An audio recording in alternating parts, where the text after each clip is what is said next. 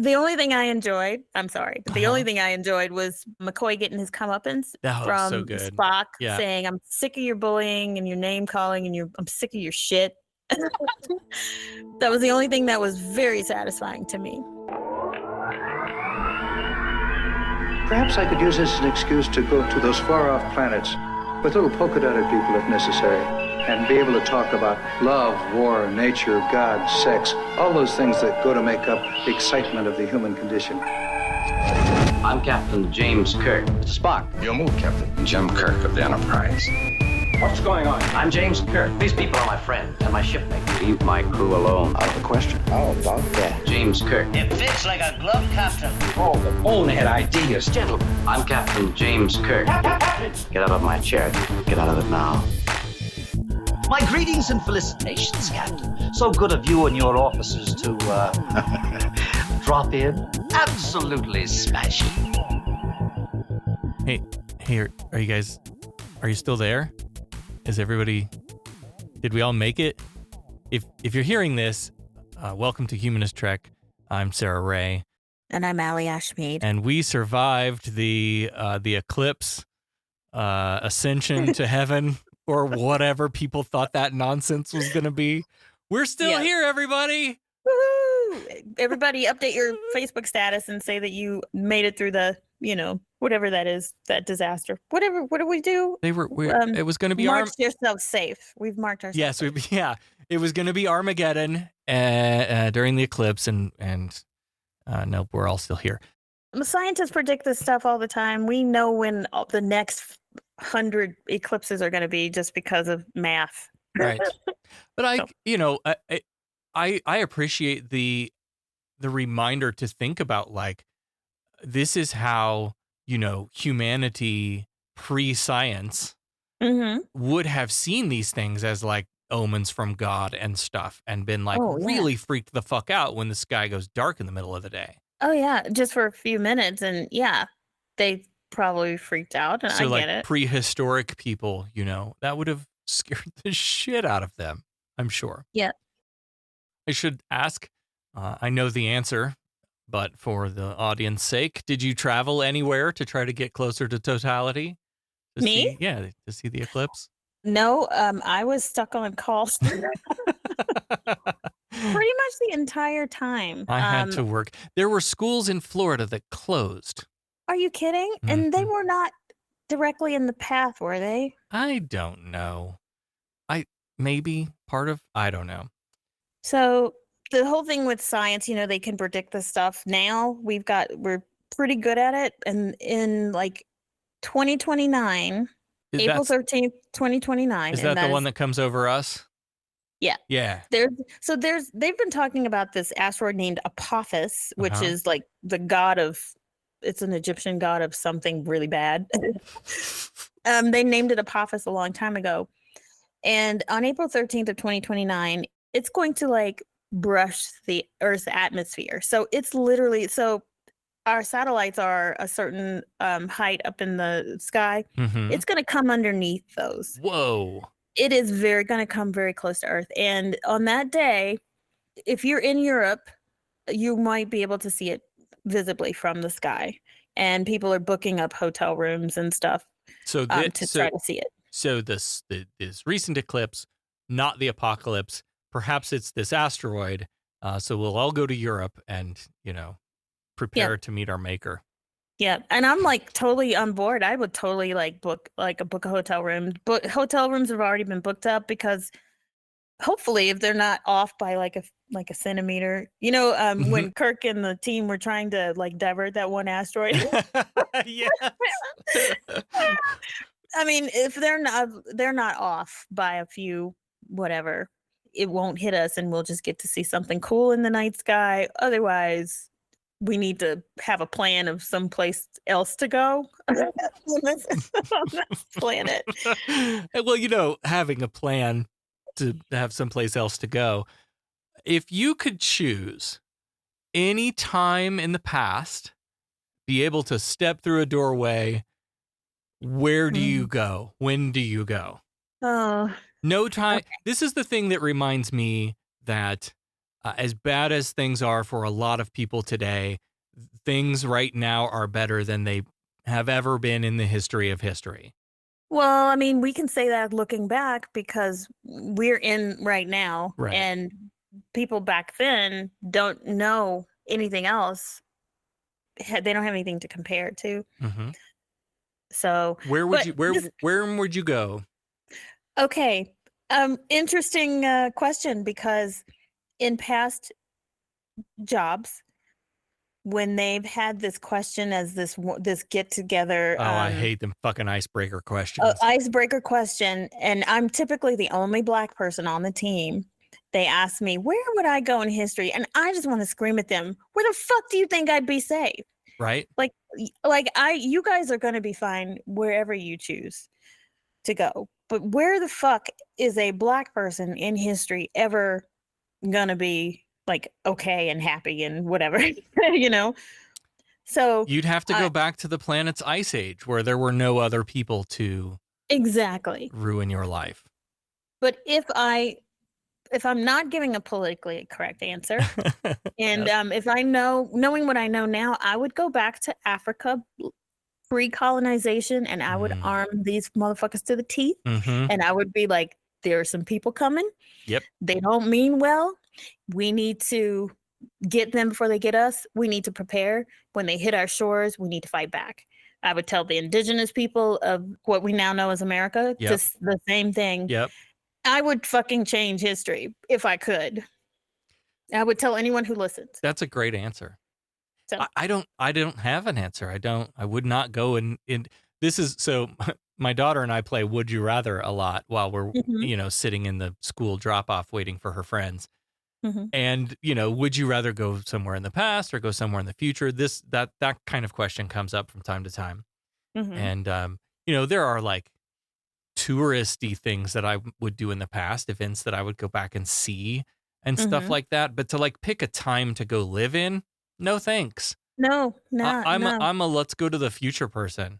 I'll go visit 20 and you never know, you get to 2078 and the earth could be gone because we obliterated ourselves.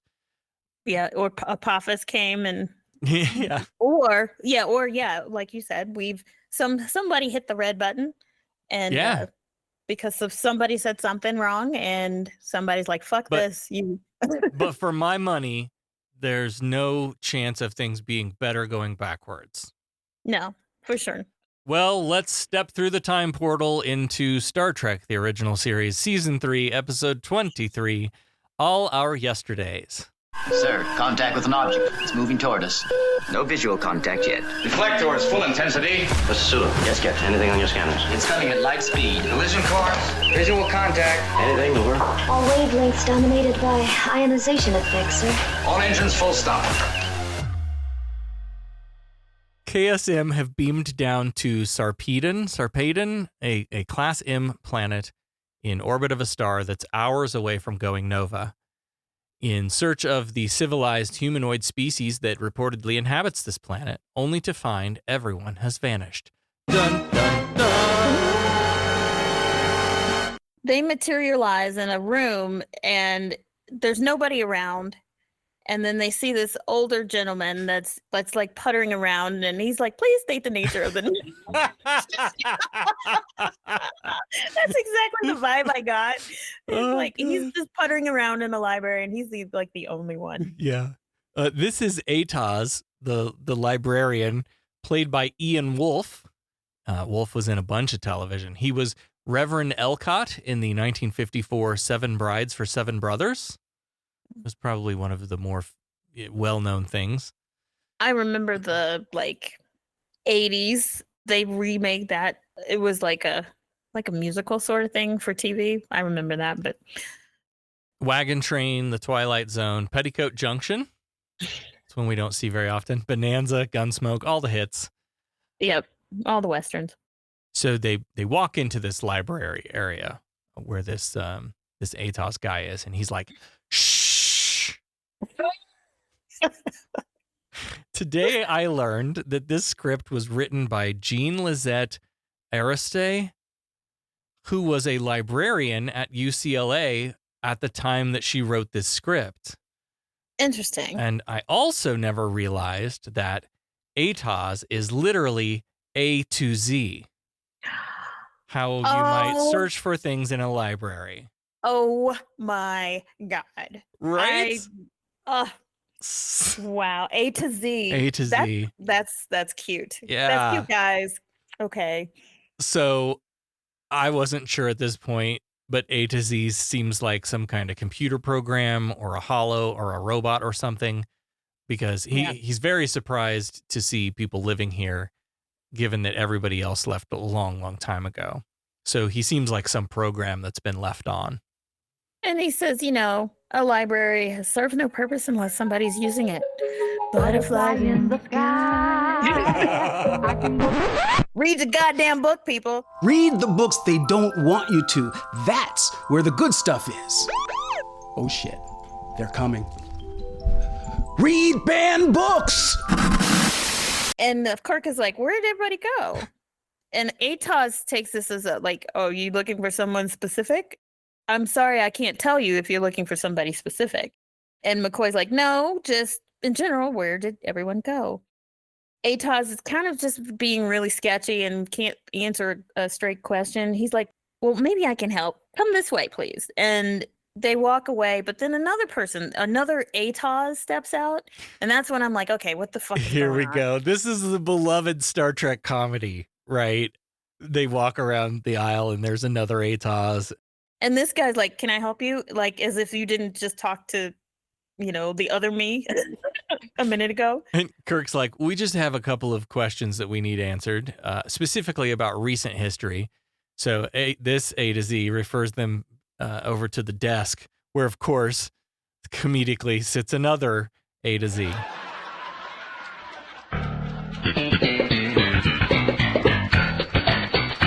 And this guy seems like really just irritated with him.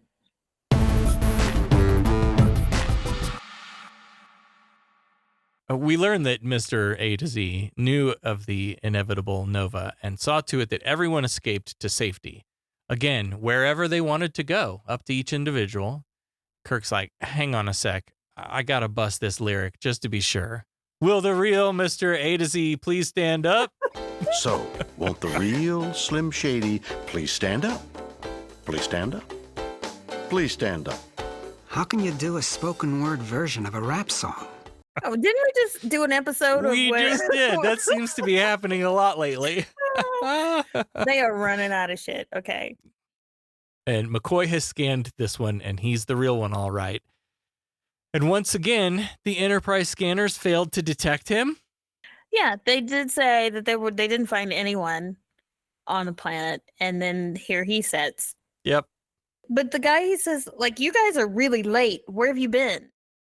This is all revealed to us in breadcrumbs, kind of one at a time. But essentially, this is a library, which is the record of the planet's history. And each person is expected to rifle through the card catalogs, which aren't actually cards, but almost like these thick CD-looking things long before CDs were ever a dream. Yeah, I think it was the first iteration of a CD. Yeah. But it's like an inch thick. Yeah.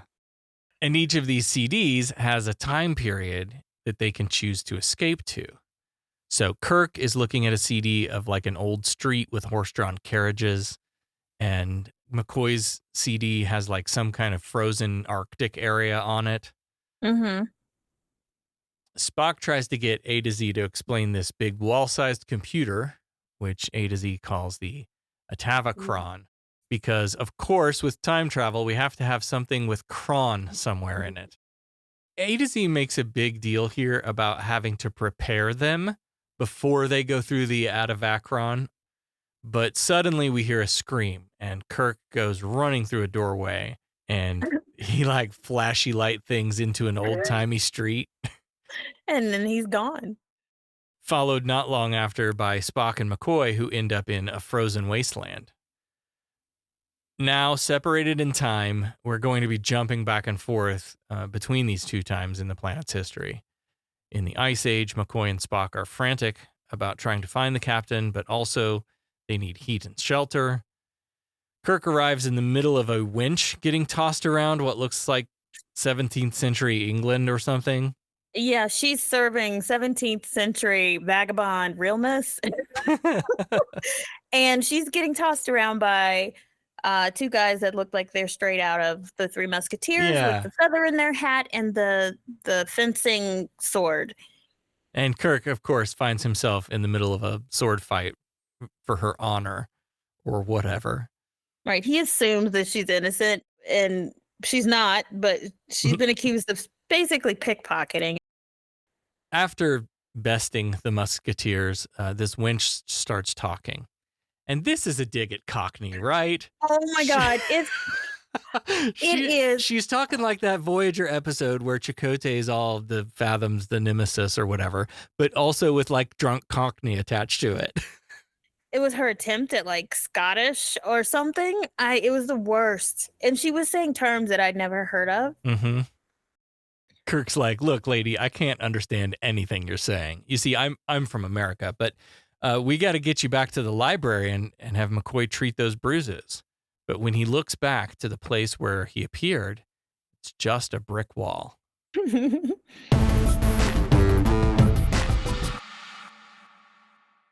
Now, this is apparently some kind of magic brick wall, because when he stands next to the brick wall, he and Spock and McCoy can hear each other somehow.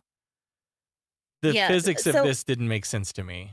Me either, because like once you step through a time portal, why are you able to hear anything from, and it has to be at that certain spot.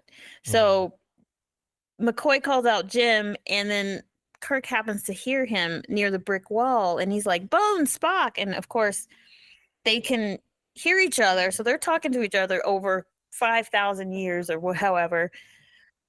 And they learn that they both have gone to some other place in the past, and this is how everyone escaped.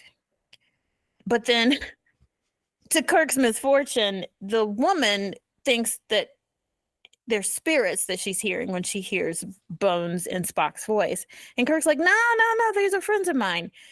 So then she basically accuses him of talking to spirits, and here come the people that he had already escaped from, the Three Musketeers and the rest of the gang. Whole angry mob with their torches and pitchforks. And she's stirring it up and saying he's a witch. And I'm like, great. The Musketeers charge Kirk with thievery and purse cutting. But again, McCoy and Spock's voices are heard through the brick wall. And now there's a big audience who all heard it and can corroborate each other's stories. And everybody thinks it's spirits. So they drag Kirk away. Meanwhile, Spock and McCoy have to go look for shelter. They've taken the foam rock playset this week and set up a big industrial fan, and they're dumping like metric fuck tons of fake snow into this. There's, that scene in the old stop motion Rudolph? No, right? The classic Rudolph movie. Did I ever tell you why I don't like snowstorms? I don't like that? No, tell me why you don't like that. What? Because I was terrified of that fucking Yeti thing. I was terrified of that when I was little. Terrified. Wow. Terrified. And I still have feelings when I watch it. Wow. That is a deep core memory, man. Yeah. Wow. But that's the snowstorm that's happening on this planet. McCoy collapses to the ground with frostbite to the face and hands. He can't feel his feet, and he tries to get Spock to go on alone. Tries to do that by calling him names. Yeah. So he's like, leave me here, you stubborn, thick-headed Vulcan. And of course, Spock is not going to do that. So, but at that time, a figure appears covered with animal fur, doesn't say shit, just looks at him and then turns away. We can't see their face. And so I guess that was their cue to follow to safety. So they arrive in this cave that has some beds set up, very home-like. This isn't Ice Age. This is the Flintstones. Yeah. It's warm down there, apparently. Yeah. Spock gets McCoy onto a bed and covers him up with his thick animal fur. The figure we saw in the snowstorm takes down the hood, and it's this week's Star Trek sex object, Zarabeth. I was like, I know that face anywhere. Mariette Harley, she was on so much stuff. The things that I remember her on the most are Little House on the Prairie, Mm-hmm. And the Hulk, I think. Yep. Was she on the Rockford Files too? I don't know. She was in 10 episodes of One Life to Live. Yeah. Bob Newhart Show, Barnaby Jones. All right, children. Everybody's Last week on Barnaby Jones. MASH. And you might know her from Encino Man. I've seen that movie, but was she his mom? I think she was his mom when he disappeared. Or no. Sorry. I have no idea. I didn't write that part down. No, but I didn't write down who she was. Okay. And she's still at it, playing several roles in the comedy series Fireside Chat with Esther. Have you heard of that? Streaming on Netflix or something? No. No, she's in, yeah. Good to know she's still kicking. I really liked her. Yeah. Well, she's pretty intrigued by Spock. Everything about him is strange, and it appears she knows about the time portal. Yeah. Interesting. She asked if they're prisoners too. So apparently someone named Zor Khan sends people here when he wants to disappear them.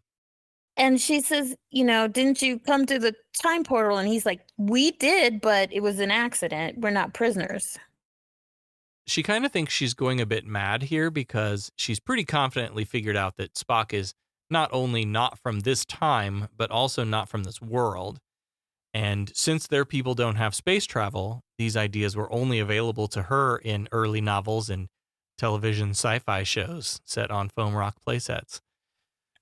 But Spock insists he is quite real and she is not imagining it, and he has to take her by the hands and shake her up a little bit to kind of get through to her, and that ends up with them very close.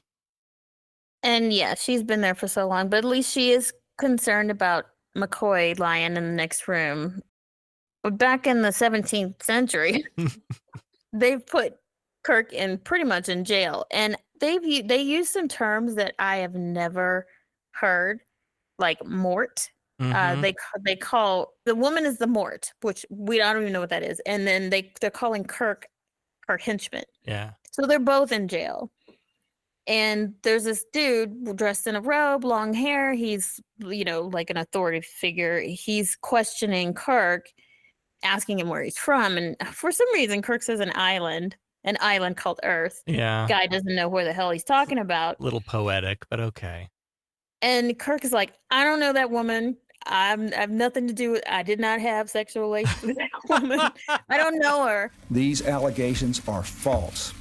And I need to go back to work. And the judge is like, so you deny being her accomplice? And he's like, look, I was in the library reading, and immediately there's this look upon the judge's face, that recognition when he says the word library. So Kirk is like, you know what this is, don't you? And he's like, okay, maybe you are telling the truth. But then the bitch over across the hall starts yelling, you're a witch.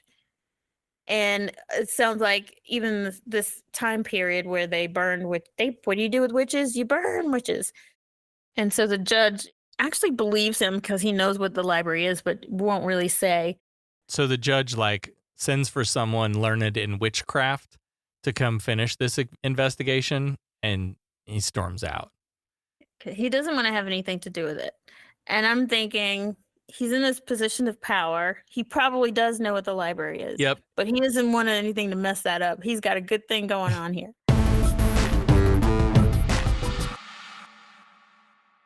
Back on Hoth, McCoy seems to be coming around now, but he's still pretty out of it. So Spock and Zarabeth go into the other room, and she takes off her woolly jumper, revealing a very 1960s Star Trek cave woman outfit. Okay, it's not that warm in there, is it? Because she's half naked.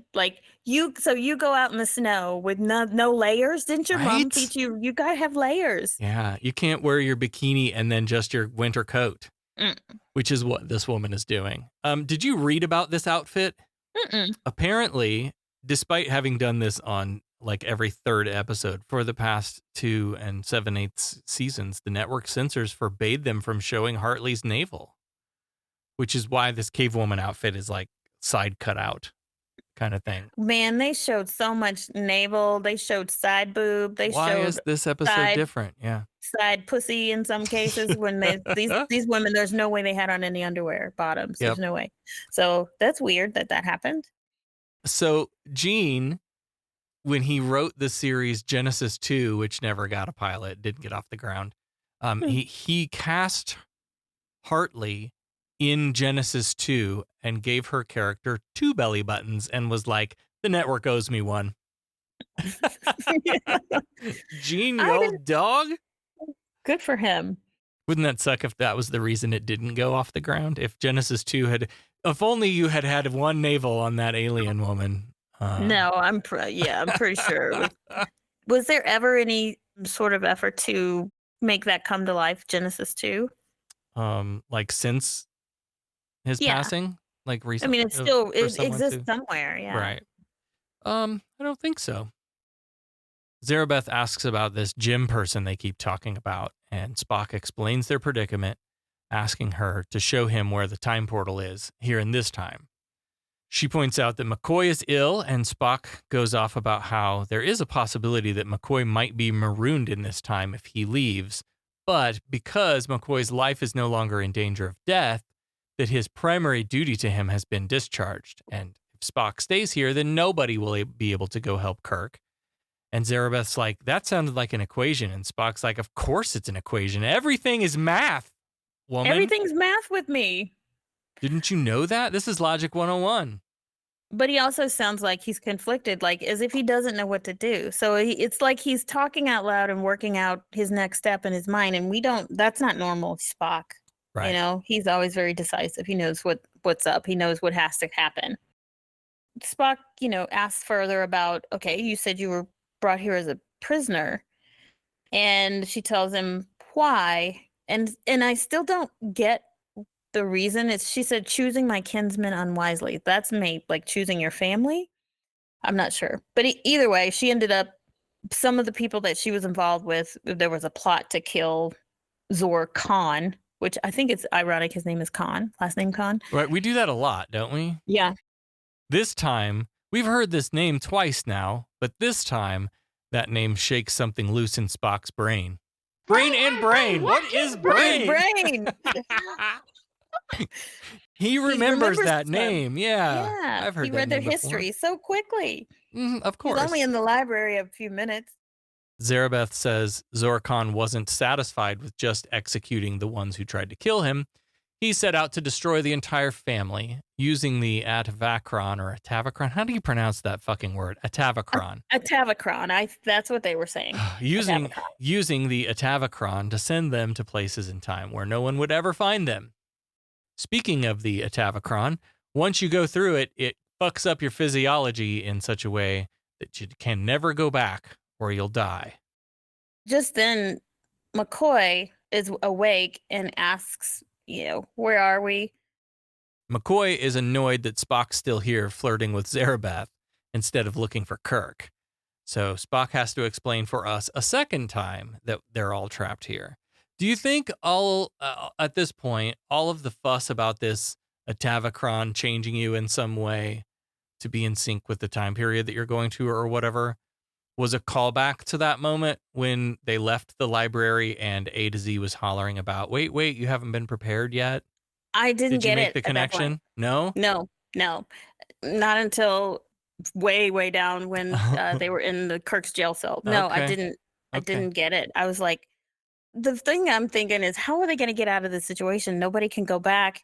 They're in two separate worlds. Kirk can go to the brick wall, and then they can go to the rock to talk to each other. Somehow that portal is open. Oh, God. But I would be like, I'd risk it. I'm wondering if they're going to just risk it and try to go back, because they always try to get home. That's their thing. Despite not having a tricorder, somehow we get a Kirk's log here. He's been accused of witchcraft, and, we all know how that ends. Yeah. Back in the jail cell, the sheriff of Nottingham comes in to let the winch out of her cell for some reason, and they leave. I think she's a repeat offender, and she's just in there to sleep it off or something, Right, and then they okay. just let her go. Some other jailer comes down to give Kirk some water. How nice of him.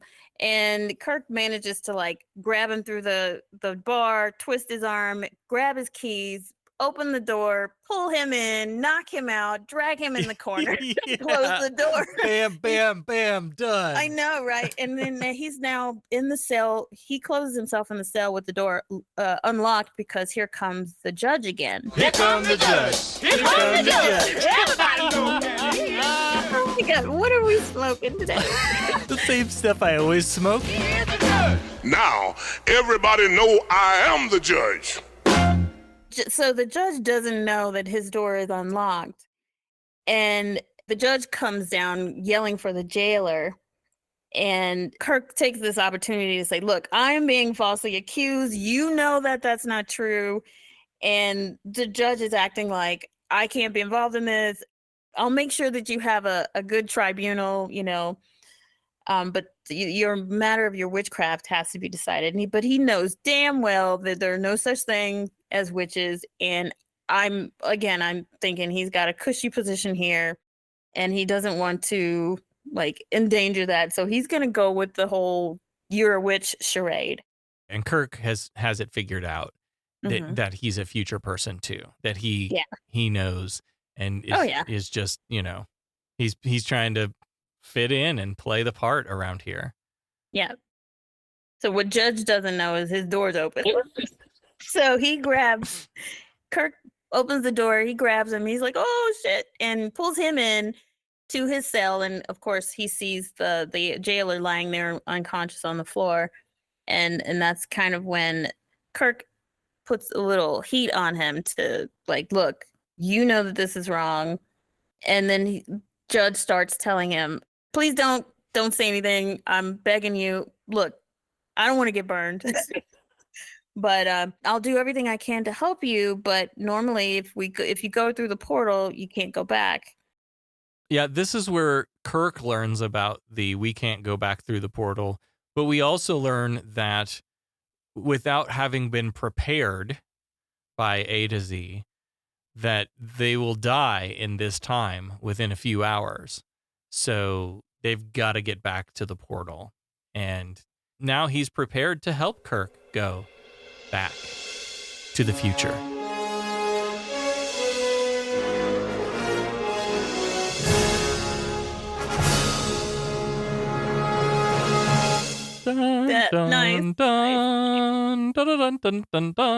Back in the cave, McCoy's like, Zarabeth, you've got a beautiful cock. I mean, you're you're a beautiful cook.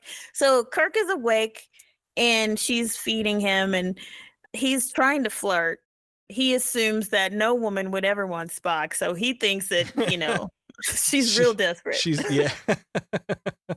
And he's kind of like trying to flirt with her, but also putting Spock down at the same time. That Spock is delinquent in matters of, you know, telling you you're beautiful and giving you compliments and stuff.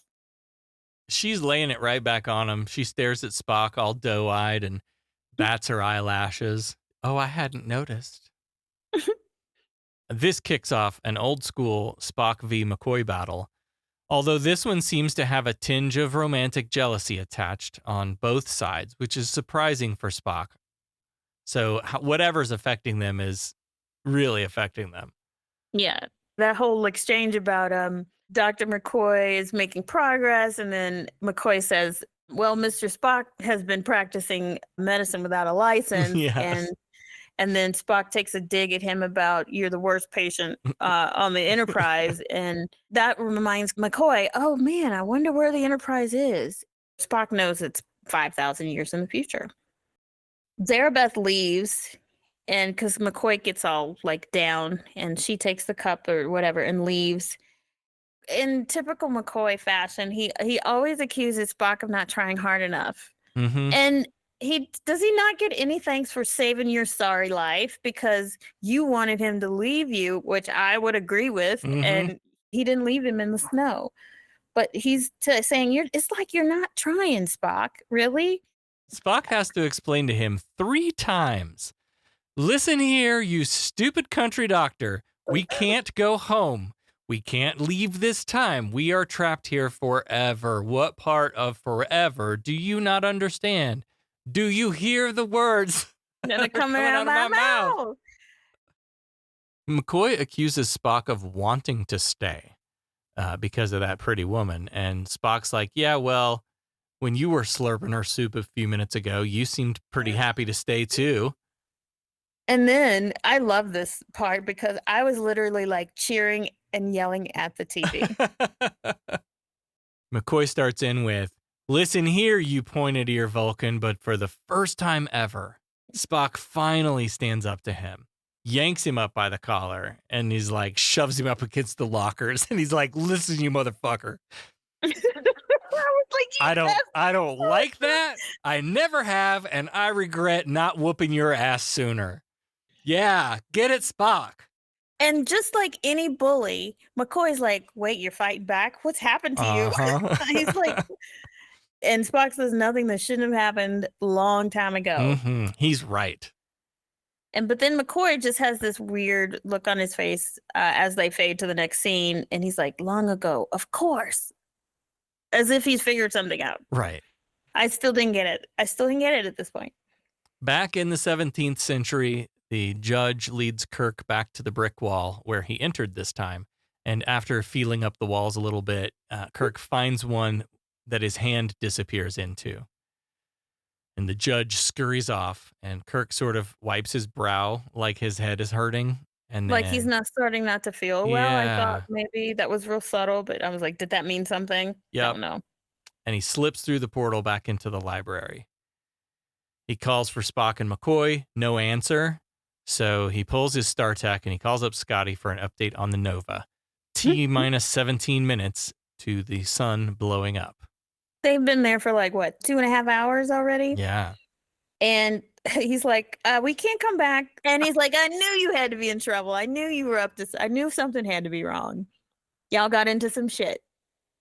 So he hangs up the phone and he calls out for A to Z.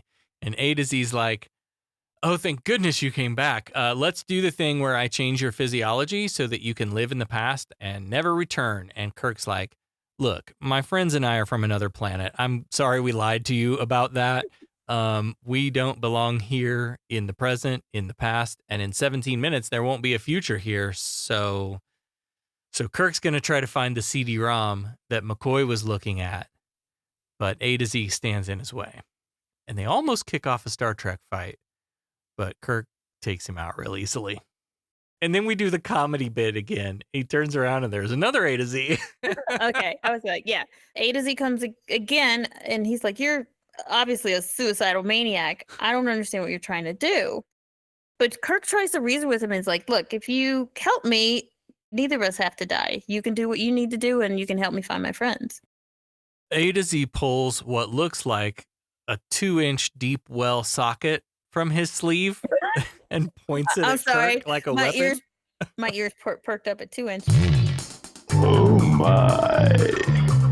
Kirk says, you really don't want to hurt me, surely. You know, you've been trying to save my life, so put that thing away. But of course, put that thing away. But he shoots him.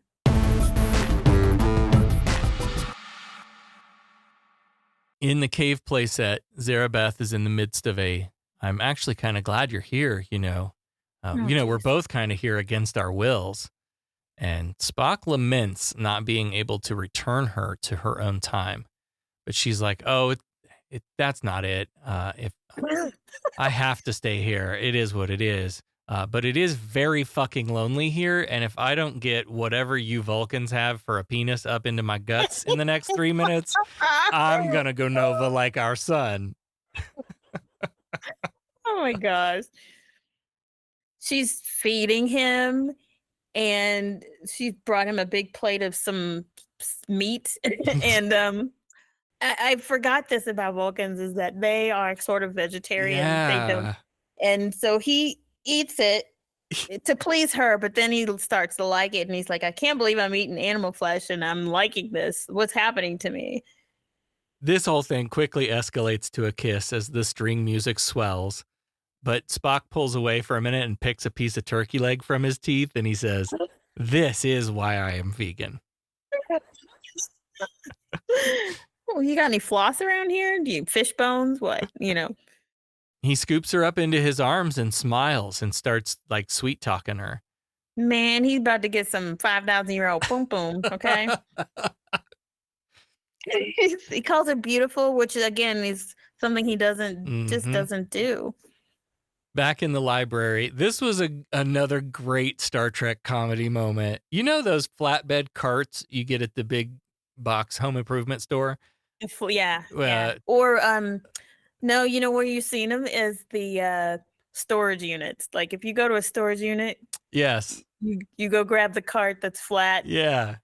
So that's what he put him on. Kirk is on one of those carts being shoved comedically towards the portal by TOS.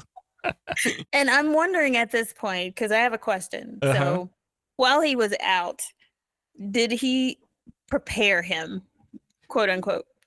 Because if he's just going to shove him back into the past, but he's not been prepared, then he's just going to keep coming back through the door, right? So I'm wondering if he could prepared him. Anyway, Kirk jumps off the flatbed before it goes through. So it goes, somebody in some time period is going to get a flatbed coming through a wall.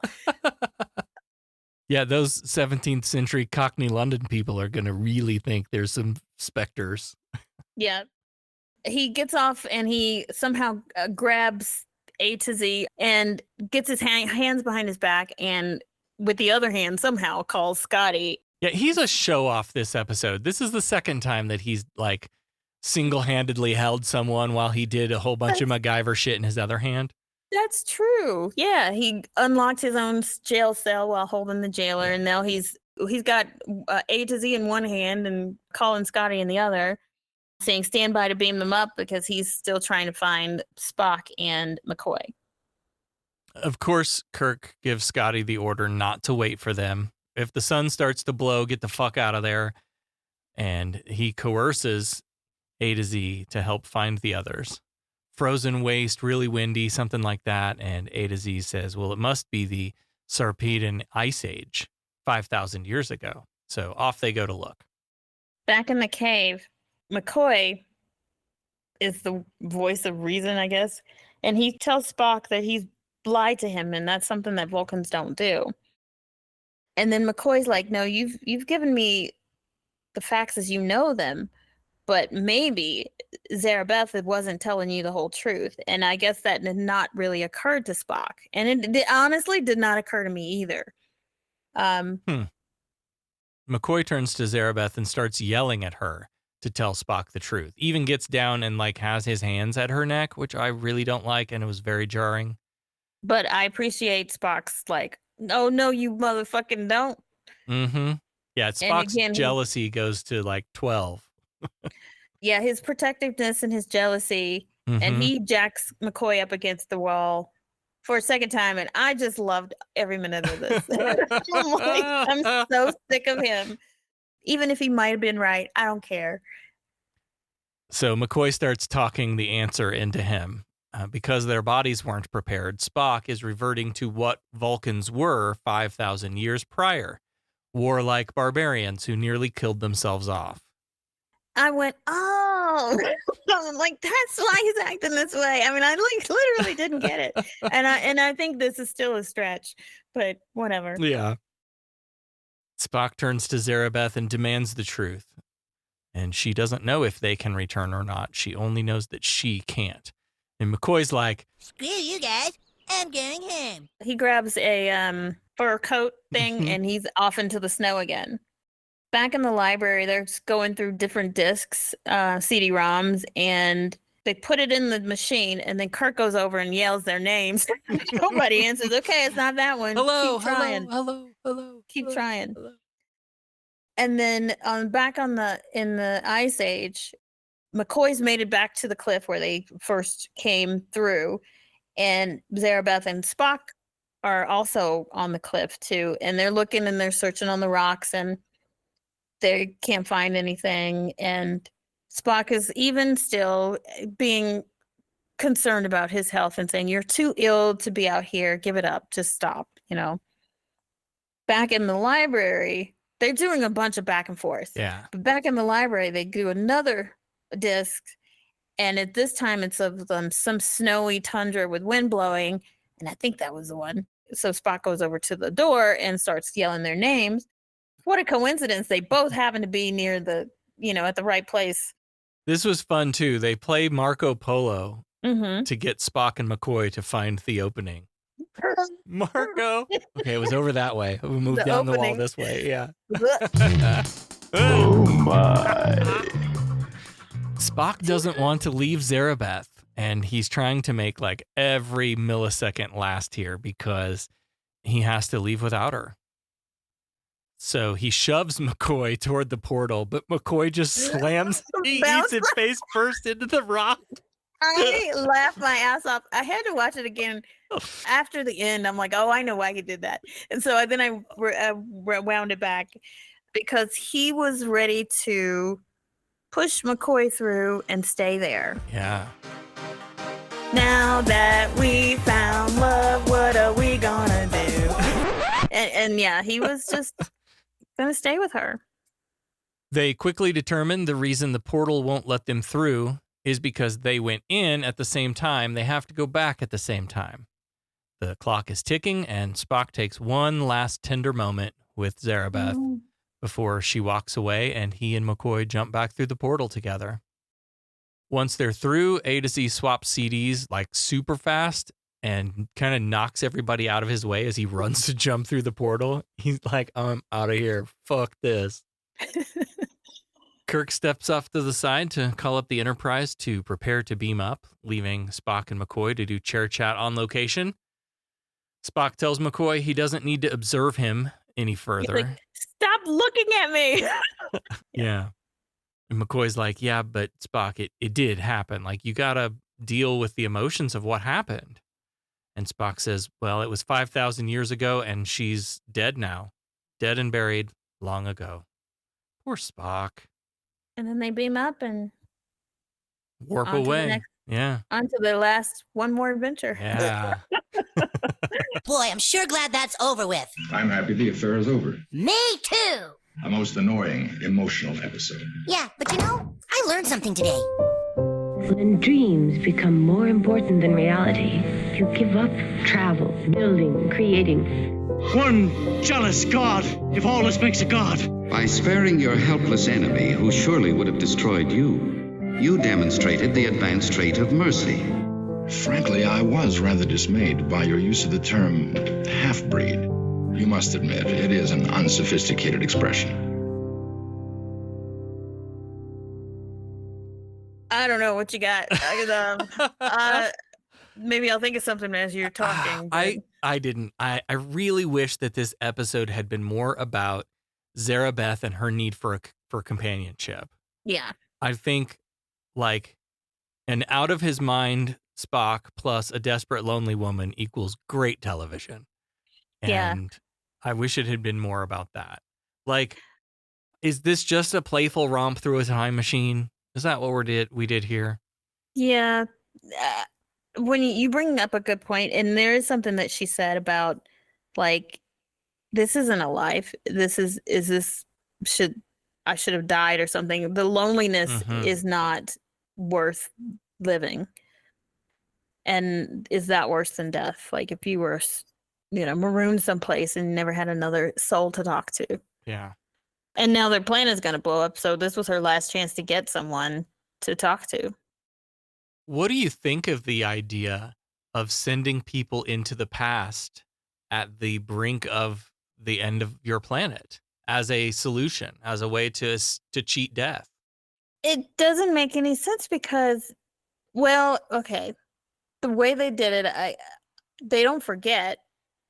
Right. So if they're around people, they have, I feel like they're breaking the that law of whatever that time is. They could continuum. Yeah, because the law of time travel, you can change the future. Yeah.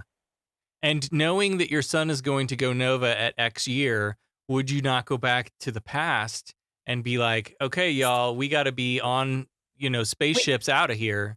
Right. By a certain date. Exactly. Or do something really evil with that knowledge. Yeah.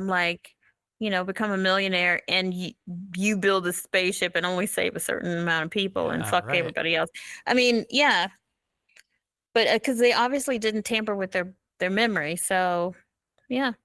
The stuck in two different times gimmick that they used made me think of the Star Trek Prodigy Supernova game that I had been playing in my post-COVID recovery time. Nice. There are some levels in that game, and this would have been a neat idea too. There are some levels in that game where your two characters get put into different time periods in the same location, and the past person has to do certain things to make a box fall off a ledge so that the box will then fall in the future, and the future person can advance through the level. Oh, cool. And then the future person has to do something that helps the past person be able to move forward, and there's like this teamwork through time difference. Time. Yeah. That would have been a fun thing. Yeah, they wouldn't have been able to articulate that in an hour. This episode was not a fun thing. I didn't like this one. It was weird. I mean, at this point, the only thing I enjoyed, I'm sorry, but the only thing I enjoyed was McCoy getting his comeuppance from so good. Spock Yeah. saying, "I'm sick of your bullying and your name calling and I'm sick of your shit." That was the only thing that was very satisfying to me. I wonder like how intentional that was. Did you read anything about that? Mm-mm. I wonder if that moment was intentional to maybe recognize this would be my hope, right? That maybe we're recognizing the racist tone that McCoy has when he goes on his "you green-blooded, pointed-eared son of a bitch" rants, and that we're going to make a conscious effort not to do that anymore. And of course, it's right at the end of the season, but was that the writer's way of saying, maybe this wasn't a good look, and let's not do that anymore? But he does it again in the movies, right? Yeah. So maybe I don't know.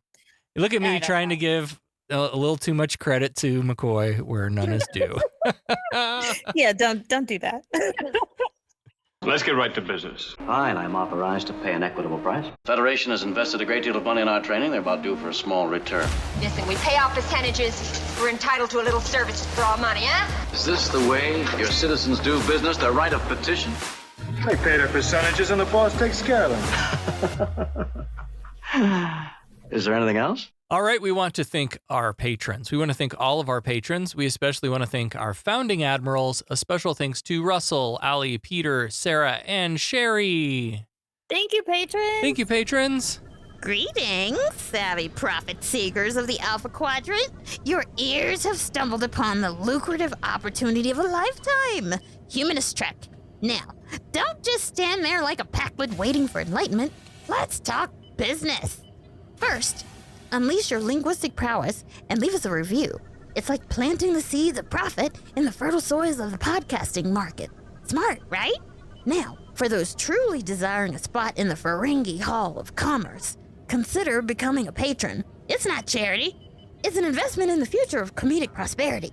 Early access, exclusive profit-branded merch, and bonus content so valuable, you'll feel like you discovered a cache of hidden gold-pressed latinum. Don't be a rule of acquisition violator. Head to patreon.com/humanisttrek and pledge as low as $3 a month. The return on your investment? Priceless laughter! And the satisfaction of knowing you're supporting the galaxy's next big profit venture. Profit is our mission, and with your help, we'll be laughing all the way to Grand Nagus' bank. Let me remind you that taking business advice from a female is a violation of Ferengi law. Shame on you! I hope you're satisfied. I assume you're loitering around here to learn what efficiency rating I plan to give your cadets. Trainees, to the briefing room. Is that all you gotta say? What about my performance? Aren't you dead? I don't believe this was a fair test of my command abilities. There was no way to win. There's no correct resolution. It's a test of character. Now, what is that supposed to mean? I am understandably curious. May I ask you a question? Who's been holding up the damn elevator? Starfleet Academy instructor Becca is back with the answer to this week's Starfleet Academy Cadet Challenge. For all our yesterdays, what was our question? Which of the missing 4 cast regulars can be heard over a communicator in this episode? I did not write down our answers. What were Sarah our answers? said Scotty and Ali said Sulu. Okay. It's Scotty. It's gotta be. Okay, what's the answer? It's Scotty. Correct. I'll take it. Next time on Humanist Trek, it's the final episode of the original series, Season 3, Episode 24, Turnabout Intruder. A woman from Kirk's past exchanges bodies with him and takes control of the ship. I do remember this episode. We've talked about it at some length in some of our episode opens because... I vaguely remember it. Yeah. Okay. Because I remember the cassette I had. I talked about the cassette with the bloopers and stuff. Anyway, there was a lot from this episode. What's our question for Turnabout Intruder? This episode was originally scheduled to broadcast on March 28th, 1969, but it didn't air until June 3rd. What event coverage preempted the original run? March 1969? What the fuck happened in March 1969? I wasn't there. June, and it didn't March, it's April, May, June. So it didn't, I have no idea. Oh, there's a big gap. Well, between... That's because it was a season finale, so think they probably... Series finale. Like, I couldn't find information on why there was a gap.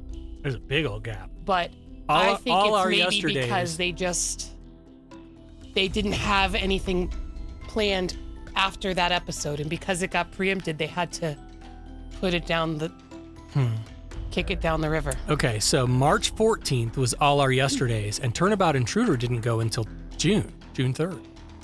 So what the hell preempted it and kicked the can down the road? What happened in March 1969? Preempted meaning it was supposed to come on TV and... Did we kick off a war? Did we go to the moon? Didn't we go to the moon? But wasn't it in April? Was it April 1960 in the 60s? I don't know. 1969. Didn't we go to the moon? I feel really bad that I don't know this. I wasn't alive. But that's no excuse because you should know your history. But yeah, you weren't alive either. So no. God damn it. What happened in 1969? It had to be a special broadcast. What did people want to see on TV? It had to be the big thing that was happening was some sort of moon landing, man. I don't know. Is it moon landing? Was that 1969? It wasn't. Something was 1969, but I want to say it was like April though. So. Because in the timeline, it would have been March 20 something, right? What's 14 plus 7? 21. March 21st was when this should have aired. Mm-hmm. Okay. So what happened March 21st, 1969 that bumped it out of its time slot? Was there, so... Listeners are screaming at their phones right now. Not necessarily. We can't Google, guys, so we don't know. But was there something going on with the war? Was there a Vietnam War or... State of the Union address. The fucking president comes on and all 3 channels are fucked. I bet you that's... Well then, okay, so... No, because that's planned. We just had our State of the Union address. Then, wasn't it? Okay, so Becca's right. That's planned. So we go to war and the president has to interrupt the broadcast to announce that we are going to war. Was that Vietnam? Fuck. I want to say it was Vietnam. Okay. We're going to lose a lot of cred on this one, but I think that's what I'm going to go with. I'm going to go with like the announcement that we're going to war. I think, because, I just know like all the college campuses and stuff like that, people who are against war were pretty vocal about it, and the peace-loving hippies and stuff like that. Yeah. I can't think of anything else. All right, that's what we're going with then. Locking it in. And if you want to play along, you know how to do that. Go to your social media, share this episode, use the hashtag Starfleet Challenge, put your answer, and we'll pick out a winner. Next time on Humanist Trek, Star Trek, the original series, Season 3, Episode 24, Turnabout Intruder. Diftor Smoothma. Kapla! Humanist Trek is available wherever you replicate your podcasts. Follow us on all the social medias at Humanist Trek. Become a patron at patreon.com/Humanist Trek. Open hailing frequencies to podcast@humanisttrek.com and visit our website, humanisttrek.com. Humanist Trek is a production of Sarah Austin Media.